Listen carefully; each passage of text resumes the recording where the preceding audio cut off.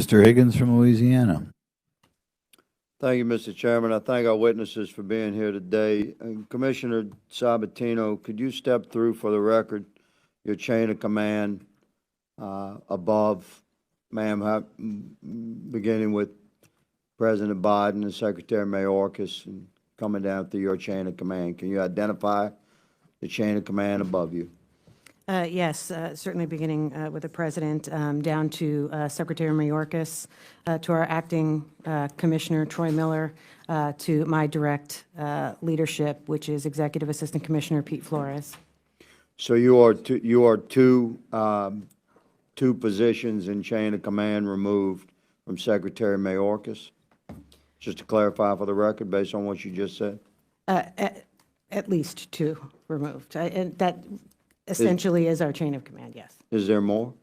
No, So you have your two positions in the chain of command removed from Secretary Mayorkas. I'm just asking for clarification. yes. Okay. Ma'am, thank you for your service. As a Thin Blue Line brother, I very much appreciate the work that you do to help secure our nation.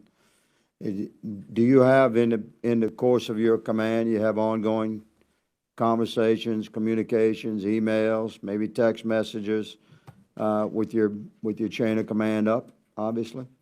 I would say my primary communications with Executive Assistant Commissioner Flores. In occasion, I will be acting for him and engage with the acting commissioner.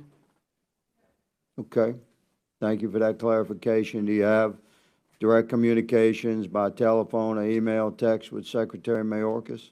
I don't recall having direct communication with him one-on-one. Certainly, I've participated in meetings where he's been present.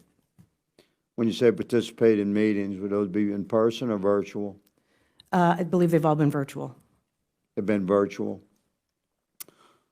Again, thank you for that clarification. So you do recall interactions with Secretary Mayorkas directly in virtual communications, and yourself and at your level of chain across DHS would be present? How many people would be on that commonly in a virtual communication where Secretary Mayorkas was leading the meeting?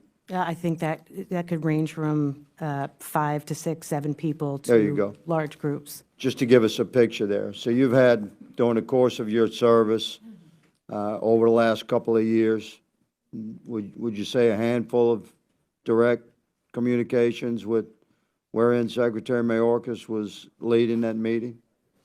At least a handful? At least a handful. And they were all virtual, ma'am? I believe so, yes. Okay. Thank you for that. That's interesting.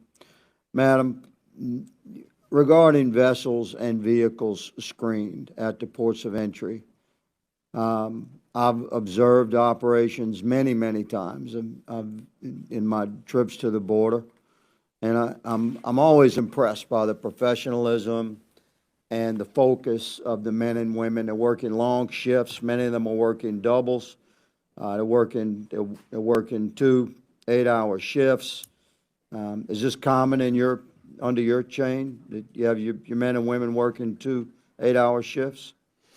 We actually have a pilot currently in place to limit only to volunteers to work 8-hour overtime shifts on top of their current tour of duty or assigned tour. A normal 8-hour shift.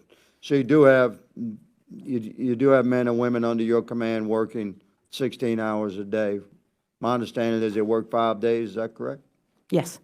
And we do have, and that's where I think there's a discrepancy in that we do have alternate work schedules. Some normal tours of duty could be 10-hour shifts, they could be 12-hour shifts, but depending on what the work schedule is, and alternate days off. Thank you for that clarification. Regarding vehicles and vessels that are screened, just to clarify for the American people, it's my final question.